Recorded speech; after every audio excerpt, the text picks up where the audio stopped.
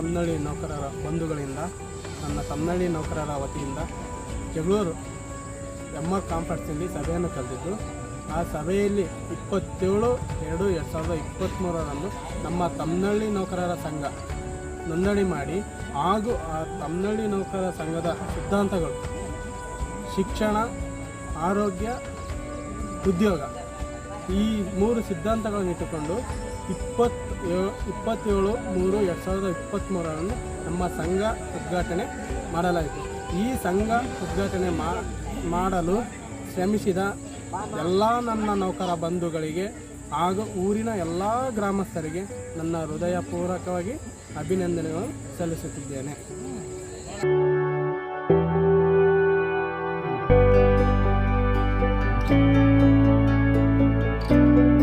2023ರಂದು ತಮ್ಮನಹಳ್ಳಿ ಗ್ರಾಮದ ನೌಕರರೆಲ್ಲರೂ ಸೇರಿ ಈ ಊರಿನ ಏನಾದರೂ ನಮ್ಮೆಲ್ಲರಿಂದ ಕೊಡುಗೆ ಕೊಡಬೇಕು ಅಂತಂದು ಹೇಳ್ಬಿಟ್ಟು ಎಲ್ಲರೂ ಒಂದು ಸಭೆಯನ್ನು ಕಲಿತು ಆ ಸಭೆಯಲ್ಲಿ ಕೆಲವು ನಿರ್ಣಯಗಳನ್ನು ತೆಗೆದುಕೊಂಡಾಗ ಮೊದಲಿಗೆ ಬಂದಂಥದ್ದೇ ದೊಡ್ಡ ವಿಷಯ ಅಂದರೆ ನಮ್ಮೂರಿನ ಗ್ರಂಥಾಲಯ ನಿರ್ಮಾಣ ಮಾಡಲು ಎಲ್ಲರ ಒಟ್ಟಿಗೆ ಸಹಕಾರಗಳೊಂದಿಗೆ ಅದನ್ನು ನೆರವೇರಿಸಲಾಯಿತು.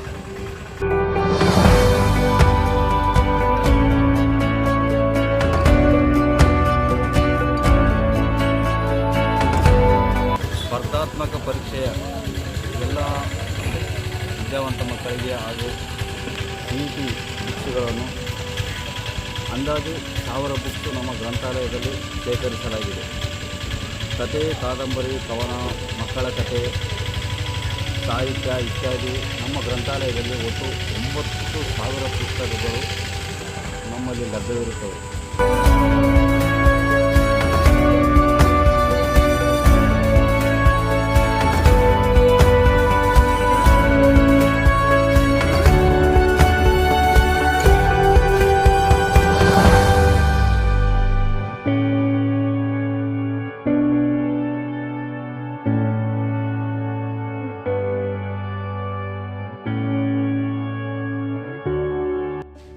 ತಮ್ಮನಹಳ್ಳಿ ನೌಕರರ ಸಂಘ ಅನೇಕ ಸಮಾಜಮುಖಿ ಕಾರ್ಯಕ್ರಮಗಳನ್ನು ಹಮ್ಮಿಕೊಂಡಿದ್ದು, ಇದರಲ್ಲಿ ಗಿಡ ನೆಡು ಮರ ಮಾಡೋ ಅನ್ನೋವಂಥ ಕಾರ್ಯಕ್ರಮ ಒಂದು ವಿಶಿಷ್ಟ ಕಾರ್ಯಕ್ರಮವನ್ನು ನಾವು ಪ್ರತಿ ವರ್ಷ ಮಾಡಬೇಕಂತೇಳಿ ಇದರ ಆಶಯದೊಂದಿಗೆ ಪ್ರಥಮ ವರ್ಷ 1600 ಗಿಡಗಳನ್ನು ನಾವು ಪ್ರತಿ ಮಕ್ಕಳಿಗೆ ಒಂದೊಂದು ಗಿಡ ಕೊಟ್ಟು ಅದನ್ನು ಬೆಳೆಸೋದಕ್ಕೆ ಪ್ರೇರೇಪಣೆ ಮಾಡಿ, ಅದೇ ರೀತಿಯಾಗಿ ಶಾಲಾ ಆವರಣದಲ್ಲಿ ಸುಮಾರು ಒಂದು 500 ಗಿಡಗಳನ್ನು ನಾವು ನೆಟ್ಟು ಅದನ್ನು ಬೆಳೆಸೋಂಥ ಕೆಲಸಕ್ಕೆ ಪ್ರೇರೇಪಣೆ ಮಾಡಿದ್ದೇವೆ. ಇನ್ನು ಅನೇಕ ಪ್ರತಿ ವರ್ಷವೂ ಇದೇ ಥರ ಕೆಲಸಗಳನ್ನು ಮಾಡೋಕ್ಕೆ ನಾವು ಪ್ರಯತ್ನ ಮಾಡ್ತೀವಿ. ಮೊದಲನೇ ವರ್ಷದ ವಾರ್ಷಿಕೋತ್ಸವದ ಪ್ರಕಾರವಾಗಿ ನಮ್ಮ ತಮ್ಮನಹಳ್ಳಿ ಗ್ರಾಮದಲ್ಲಿ ಉಚಿತ ಕಣ್ಣಿನ ತಪಾಸಣಾ ಶಿಬಿರವನ್ನು ಹಮ್ಮಿಕೊಂಡಿದ್ದು, ಅದರಲ್ಲಿ 130 ಜನಕ್ಕೆ ಕಣ್ಣಿನ ತಪಾಸಣಾ ಪರೀಕ್ಷೆಯನ್ನು ಮಾಡಿರ್ತೇವೆ. ಅದರಲ್ಲಿ 38 ಜನವನ್ನು ಸರ್ಜರಿಗೆ ಒಳಪಡಿಸಿಬಿಟ್ಟು ಶಿವಮೊಗ್ಗ ಶಂಕರ ಕಣ್ಣಿನ ಆಸ್ಪತ್ರೆಯಲ್ಲಿ ಸರ್ಜರಿ ಮಾಡಿಸಿಬಿಟ್ಟು ಅವರಿಗೆ ಕರೆದುಕೊಂಡು ಮನೆಗೆ ಬಿಡಲಾಗಿದೆ.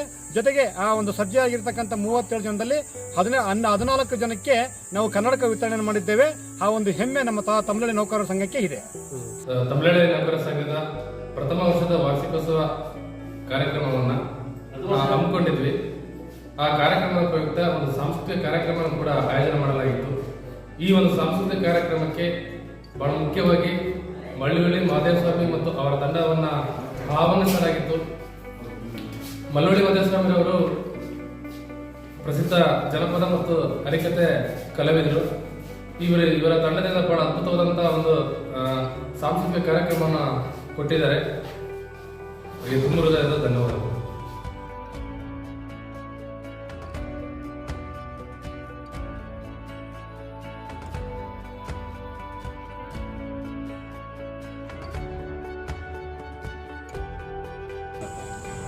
ಪ್ರತಿ ವರ್ಷವೂ ಕೂಡ ಈ ಸಂಕಲ್ಪ ತರಬೇತಿ ಕೇಂದ್ರದಲ್ಲಿ ಮುರಾರ್ಜಿ ಹಾಗೂ ನವೋದಯ ವಸತಿ ಶಾಲೆಗಳಿಗೆ ಪ್ರತಿ ವರ್ಷ ನಮ್ಮ ಗ್ರಾಮೀಣ ಅಭ್ಯರ್ಥಿಗಳು ಆಯ್ಕೆ ಆಗ್ತಿದ್ದಾರೆ.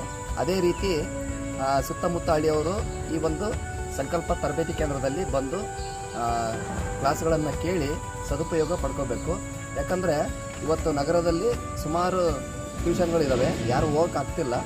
ಈ ನಮ್ಮ ಗ್ರಾಮೀಣ ಪ್ರದೇಶದಲ್ಲಿ ನಡೆಸ್ತಕ್ಕಂಥ ಒಂದು ಈ ತರಬೇತಿಯನ್ನು ದುಡ್ಡು ಕೊಟ್ಟು ಪಡ್ಕೊಳಕ್ಕಾಗಲ್ಲ. ಇಲ್ಲಿ ನಾವು ಉಚಿತವಾಗಿ ತರಬೇತಿಯನ್ನು ನೀಡ್ತಾ ಇದ್ದೀವಿ. ಎಲ್ಲರೂ ಇದಕ್ಕೆ ಬಂದು ಭಾಗವಹಿಸಬೇಕಾಗಿ ತಮ್ಮಲ್ಲಿ ಕೇಳ್ತೀವಿ. ಎಲ್ರಿಗೂ ನಮಸ್ಕಾರ. ಈ ಒಂದು ತಮಿಳಹಳ್ಳಿ ನೌಕರರ ಸಂಘದ ಅಧ್ಯಕ್ಷರಾಗಿರ್ತಕ್ಕಂಥ TM ನಾಗೇಂದ್ರಪ್ಪನವರ ಸುಪುತ್ರರಾಗಿರ್ತಕ್ಕಂಥ ಮಧುಕುಮಾರ್ ಅವರು ನಮ್ಮ ತಮಿಳಹಳ್ಳಿ ನೌಕರರ ಸಂಘದ ತಪೋಶೇಷಸ್ ಗ್ರಂಥಾಲಯಕ್ಕೆ ಬರುವಂಥ ಎಲ್ಲ ಮಕ್ಕಳಿಗೂ ಕೂಡ ಬ್ಯಾಗು ಮತ್ತು ಪೆನ್ನು ಪುಸ್ತಕ ವಿತರಣೆಯನ್ನು ಮಾಡಿರುತ್ತಾರೆ. ಅವರಿಗೆ ನಮ್ಮ ಸಂಘದ ಪರವಾಗಿ ಅಥವಾ ತಮಿಳಹಳ್ಳಿ ಗ್ರಾಮಸ್ಥರ ಪರವಾಗಿ ಹೃತ್ಪೂರ್ವಕ ಒಂದು ವಂದನೆಗಳನ್ನು ಸಲ್ಲಿಸ್ತೇನೆ.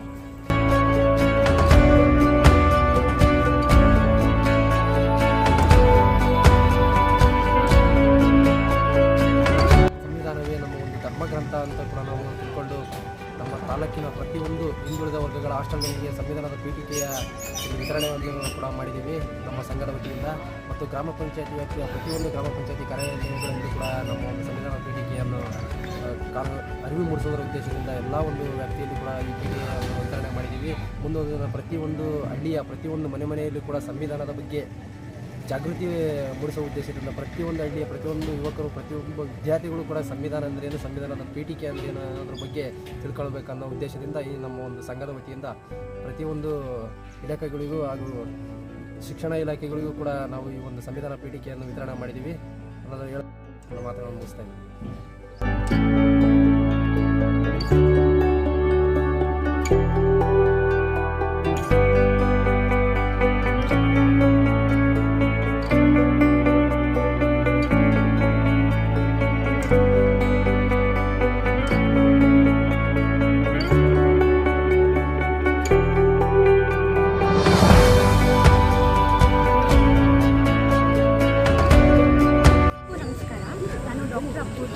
ತಮ್ಲೇಹಳ್ಳಿ ಗ್ರಾಮದ ವೈದ್ಯೆ. ಶಿಕ್ಷಣ, ಆರೋಗ್ಯ ಮತ್ತು ಉದ್ಯೋಗ ಈ ಮೂರು ಧ್ಯೇಯಗಳನ್ನು ಇಟ್ಕೊಂಡು ಸ್ಥಾಪನೆ ಆಗಿರ್ತಕ್ಕಂಥ ಸಂಘ ಅಂದರೆ ನಮ್ಮ ತಮ್ಲೇಹಳ್ಳಿ ನೌಕರರ ಸಂಘ.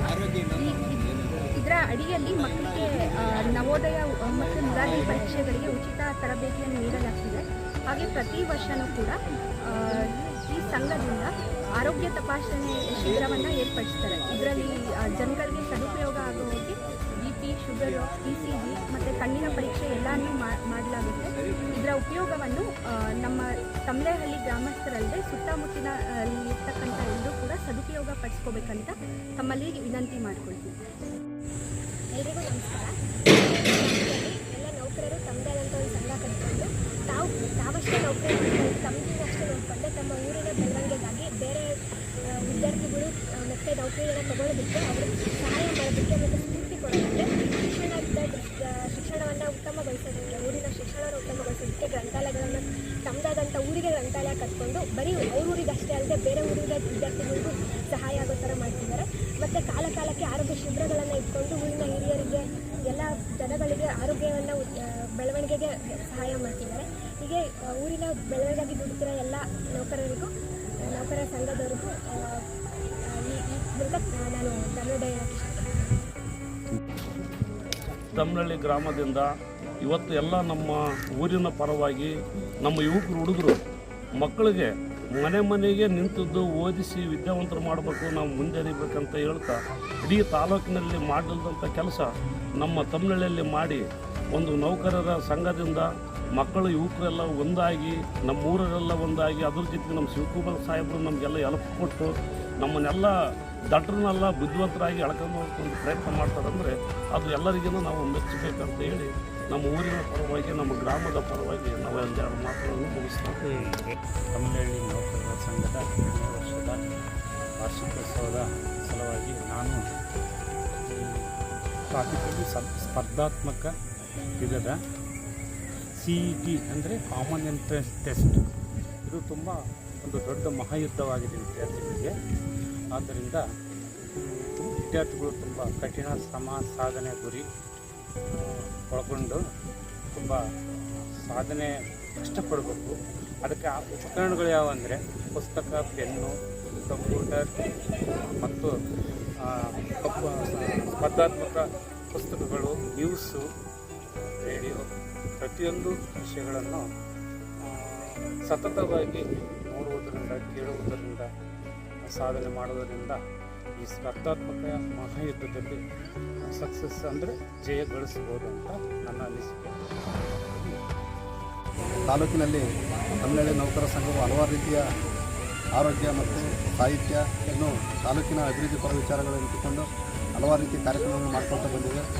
ಈ ಒಂದು ನೌಕರ ಸಂಘದಲ್ಲಿ ಭಾಳ ಉತ್ಸಾಹಿಗಳಾಗಿ ಸಂಘದ ಸದಸ್ಯರಾಗಿ ಮಡಿಕೇರಿ ಅರಣ್ಯ ಘಟಕದ CID ವಿಭಾಗದ ಎಸ್ಪಿ ಆಗಿರ್ತಕ್ಕಂಥ ಶಿವಕುಮಾರ್ ಸರ್ ಅವರ ಒಂದು ನೇತೃತ್ವ ಮತ್ತು ಅವರ ಎಲ್ಲ ಸದಸ್ಯರ ಸಹಯೋಗದೊಂದಿಗೆ ಶಿವಕುಮಾರ್ ಸ್ವತಃ ಒಬ್ಬ ಸಾಹಿತಿಗಳಾಗಿ ಕವಿಗಳಾಗಿ ತಾಲೂಕಿನ ಹಲವಾರು ಜನಪರ ಅಭಿವೃದ್ಧಿಪರ ವಿಚಾರ ಬಗ್ಗೆ ಅವಾಗ ಆಗಾಗ ಬೆಳಕು ಚೆಲ್ತಿರ್ತಾರೆ. ಅಂತಹ ಒಂದು ಎಲ್ಲ ಮಹನೀಯರ ಸಮ್ಮುಖದಲ್ಲಿ ಇರ್ತಕ್ಕಂಥ ತಮಿಳುನಾಡು ನೌಕರ ಸಂಘ ಹಲವಾರು ಪ್ರಗತಿಪರ ವಿಚಾರಗಳನ್ನ ಮುಂದಿಟ್ಕೊಂಡು ಇವತ್ತು ತಾಲೂಕಿನಲ್ಲಿ ಈ ತಾಲೂಕಿನ ಎಲ್ಲ ಗ್ರಾಮೀಣ ಭಾಗದ ಜನರ ಬಡವರ ನೊಂದವರ ದೀನ ದಲಿತರ ಒಂದು ಆರೋಗ್ಯ ಮತ್ತು ಅವರ ಒಂದು ಸಾಮಾಜಿಕ ಸಾಂಸ್ಕೃತಿಕ ಏಳಿಗೆ ಶ್ರಮಿಸ್ತಾ ಬರ್ತಿದೆ. ತಮ್ಲಹಳ್ಳಿ ನೌಕರರ ಸಂಘದ ಛಾಯಾಗ್ರಾಹಕನಾಗಿ ಕಾರ್ಯನಿರ್ವಹಿಸ್ತಾ ಇದ್ದೀನಿ. ಇವಾಗಲೂ ನಿರ್ವಹಿಸ್ತಾ ಇದ್ದೀನಿ, ಮುಂದೆ ಯಾವುದೇ ಫಂಕ್ಷನ್ ಬರಲಿ ನಿರ್ವಹಿಸ್ತಾ ಇದ್ದೀನಿ. ಯಾವಾಗಲೂ ನಾನು ಅವರಿಗೆ ಧನ್ಯವಾದಗಳನ್ನು ಹೇಳ್ತೀನಿ. ನನ್ನ ಹೆಸರು ಚಿರುನಾಯಕ್. ನಾನು ಓದುತ್ತಿರುವುದು 4ನೇ ತರಗತಿ. ನಾನು ಪ್ರತಿದಿನ ಟ್ಯೂಷನ್ಗೆ ಹೋಗುತ್ತೇನೆ. ಇದರಿಂದ ನನಗೆ ತುಂಬ ಉಪಕಾರವಾಗಿದೆ. ನನ್ನ ಕನಸು ಪೊಲೀಸ್ ಆಗುವ ಕನಸು. ಜೈ ಭಾರತ್, ಜೈ ಸಮುದಾಯ. ನನ್ನ ಹೆಸರು ರಮೇಶ. 4ನೇ ತರಗತಿ ಓದುತ್ತಿದ್ದೇನೆ. ನಾನು ಪ್ರತಿದಿನ ಟ್ಯೂಷನ್ಗೆ ಹೋಗುತ್ತಿದ್ದೇನೆ. ನನಗೆ ತುಂಬ ಅನುಕೂಲ ಆಗಿದೆ. ನನಗೆ ಲಾಯರ್ ಆಗ ಕನಸಿದೆ. ಜೈ ಭಾರತ್, ಜೈ ಸಂವಿಧಾನ. ಎಲ್ಲರಿಗೂ ನಮಸ್ತೆ. ನಾನು ರಾಜು ಬಿ ಲಕ್ಕಂಪುರ ಅಂತೇಳಿ. ಸಂವಿಧಾನದ ಪೀಠಿಕೆ ಅಂತಂದರೆ ಅದನ್ನು ನಮ್ಮ ಒಂದು ಸಂವಿಧಾನದ ಆತ್ಮ ಅಂತಲೇ ಹೇಳ್ಬೋದು. Doctor B.R. ಅಂಬೇಡ್ಕರ್ ಅವರು ಸಂವಿಧಾನದ ಪೀಠಿಕೆಯಲ್ಲಿ ಇಡೀ ಒಂದು ನಮ್ಮ ಸಂವಿಧಾನ ಏನು ಹೇಳುತ್ತೆ ಅಂತೇಳಿ ಸಂವಿಧಾನದ ಪೀಠಿಕೆಯಲ್ಲಿ ಹೇಳಿದ್ದಾರೆ. ಆ ಸಂವಿಧಾನದ ಪೀಠಿಕೆಯಿಂದ ಸಾರ್ವಭೌಮತೆ ಇರ್ಬೋದು, ಸ್ವಾತಂತ್ರ್ಯತೆ ಇರ್ಬೋದು, ಶೋಷಣೆ ವಿರುದ್ಧದ ಹೋರಾಡುವಂಥ ಮನೋಭಾವ ಇರ್ಬೋದು, ಸಮಾನತೆ ಇರ್ಬೋದು, ನಮ್ಮ ಬಾಲಕಾರ್ಮಿಕರ ಬಗ್ಗೆ ಇರ್ಬೋದು, ದೇಶದ ಒಂದು ರಾಷ್ಟ್ರೀಯ ಸಾರ್ವಭೌಮದ ಬಗ್ಗೆ ಪ್ರತಿಯೊಂದರ ಬಗ್ಗೆ ಅವರು ಉಲ್ಲೇಖ ಮಾಡಿದ್ದಾರೆ. ಹಾಗಾಗಿ ಆ ಸಂವಿಧಾನದ ಪೀಠಿಕೆಯನ್ನು ಪ್ರತಿಯೊಂದು ಸಾರ್ವಜನಿಕ ಸ್ಥಳದಲ್ಲಿ, ಸಾರ್ವಜನಿಕ ಕಚೇರಿಗಳಲ್ಲಿ ಹಾಕೋದ್ರಿಂದ ಅದನ್ನು ಓದಿ ಈ ಎಲ್ಲ ಒಂದು ಮನೋಭಾವವನ್ನು ಬೆಳೆಸ್ಕೊಳ್ಳೋಕ್ಕೆ ಸಹಾಯ ಆಗುತ್ತೆ. ಈ ಥರದ ಎಲ್ಲ ಒಂದು ಕಾರ್ಯಗಳನ್ನು ತಮಿಳುನಾಡು ಸರ್ಕಾರಿ ನೌಕರರ ಸಂಘದ ವತಿಯಿಂದ ಮಾಡ್ತಿರೋದು ಬಹಳ ನಮಗೆ ಸಂತೋಷ ಆಗ್ತಿದೆ. ತಮಿಳುನಾಡು ನೌಕರರ ಸಂಘದ ಸದಸ್ಯರು ಎಲ್ಲರೂ ಸೇರಿ ನಾವೊಂದು ಸಂಘವನ್ನು ನಿರ್ಮಾಣ ಮಾಡಿಕೊಂಡು ಊರಿನ ಅಭಿವೃದ್ಧಿಗೆ ನಾವೆಲ್ಲ ಶ್ರಮಿಸ್ತಾ ಇದ್ದೀವಿ. ಈಗಾಗಲೇ ಸಂಘದ ನೌಕರರು ಹೇಳಿದಾಗೆ ನಾವು ಶಿಕ್ಷಣ, ಆರೋಗ್ಯ ಮತ್ತು ಉದ್ಯೋಗ ಈ 3 ದೇಶಗಳನ್ನ ಇಟ್ಕೊಂಡು ನಾವು ಕೆಲಸವನ್ನು ಮಾಡ್ತಾಯಿದ್ದೀವಿ. ಮುಖ್ಯವಾಗಿ ಶಿಕ್ಷಣಕ್ಕೆ ನಾವು ಹೆಚ್ಚು ಒತ್ತು ಕೊಡ್ತಾ ಇದ್ದೀವಿ. ಅದರ ಜೊತೆಗೆ ಮಹಿಳಾ ಸಬಲೀಕರಣಕ್ಕೆ ನಾವು ಬೇಕಾದಂತಹ ಜಾಗೃತಿ ಕಾರ್ಯಕ್ರಮಗಳನ್ನು ನಾವು ಮಾಡ್ಕೊಂಡು ಬರ್ತಾ ಇದ್ದೀವಿ. ಈಗ ನಾವು 2ನೇ ವರ್ಷದ ವಾರ್ಷಿಕೋತ್ಸವ ಕಾರ್ಯಕ್ರಮವನ್ನು ಈ ದಿನ ನಾವು ಏರ್ಪಡಿಸಿದ್ವಿ. ಈ ಕಾರ್ಯಕ್ರಮದಲ್ಲಿ ನಾವು ಕಳೆದ ಒಂದು ವರ್ಷದಲ್ಲಿ ಏನೇನು ಮಾಡಿದ್ವಿ ಅಂತ ನೋಡ್ಕೊಂಡು ಬಂದಾಗ ವಿಶೇಷವಾಗಿ ನಮಗೆ ಗ್ರಂಥಾಲಯ ನಿರ್ಮಾಣ, ಹೊಸ ಗ್ರಂಥ ನಿರ್ಮಾಣ ಈಗ ತಾನೇ ಶುರು ಮಾಡ್ತಾ ಇದ್ವಿ. ಈಗಾಗಲೇ ಹಳೆ ಕಟ್ಟಡದಲ್ಲಿ ನಡೀತಾ ಇದೆ. ಮುಂದಿನ ದಿನಗಳಲ್ಲಿ ಮತ್ತು ಈಗ ಆರೋಗ್ಯ ಶಿಬಿರ, 2ನೇ ಆರೋಗ್ಯ ಶಿಬಿರ ನಾವು ಏರ್ಪಾಡು ಮಾಡಿದ್ವಿ. ಮುಂದಿನ ದಿನಗಳಲ್ಲಿ ಇನ್ನೂ ಹೆಚ್ಚು ಯುವಕರಿಗೆ ಬೇಕಾಗಿರ್ತಕ್ಕಂಥ ಕೆಲವು ವರ್ಕ್ಶಾಪ್ಸ್ನ ಆಯೋಜನೆ ಮಾಡಬೇಕಂತ ನಾವು ಯೋಚಿಸ್ತಾ ಇದ್ವಿ. ಅದ್ರ ಜೊತೆಗೆ ಗ್ರಾಮೀಣ ಭಾಗದ ರೈತರಿಗೆ ಅನುಕೂಲ ಆಗ್ತಕ್ಕಂಥ ನಿಟ್ಟಿನಲ್ಲಿ ಕೂಡ ಕೆಲಸ ಕಾರ್ಯಗಳನ್ನು ನಾವು ಮಾಡಬೇಕಾಗಿದೆ. ಹಾಗಾಗಿ ಇಲ್ಲಿವರೆಗೂ ನಮಗೆ ನಮ್ಮೆಲ್ಲ ಸರ್ಕಾರಿ ನೌಕರರು ಬೆನ್ನೆಲುಬಾಗಿ ನಿಂತು ನಮಗೆ ಸಹಕಾರ ನೀಡ್ತಾ ಬರ್ತಾ ಇದ್ದಾರೆ. ಮತ್ತು ಊರಿನ ಗ್ರಾಮಸ್ಥರು ಕೂಡ ನಮಗೆ ಸಾಕಷ್ಟು ಸಹಕಾರ ನೀಡ್ತಾ ಇದ್ದಾರೆ. ಮುಂದಿನ ದಿನಗಳಲ್ಲಿ ಇನ್ನೂ ಉತ್ತಮವಾದಂತಹ ಸಮಾಜಮುಖಿ ಕೆಲಸ ಕಾರ್ಯಗಳನ್ನು ಮಾಡೋದಕ್ಕೆ ನಮ್ಗೆ ಇನ್ನೂ ಹೆಚ್ಚಿನ ಶಕ್ತಿ ಬೇಕು ಅಂತಂದರೆ ನಮ್ಮ ಗ್ರಾಮಸ್ಥರು, ಊರಿನ ಗ್ರಾಮಸ್ಥರು ಸಹಕಾರ ತುಂಬ ಮುಖ್ಯವಾಗುತ್ತೆ. ಹಾಗೆ ವಿಶೇಷವಾಗಿ ಯುವಕರ ಪಾತ್ರ ತುಂಬ ಮುಖ್ಯವಾಗುತ್ತೆ. ಅವರೆಲ್ಲರೂ ಕೂಡ ನಾನು ಸಹಕಾರವನ್ನು ಹೇಳ್ತಾ ಇದ್ದೇನೆ.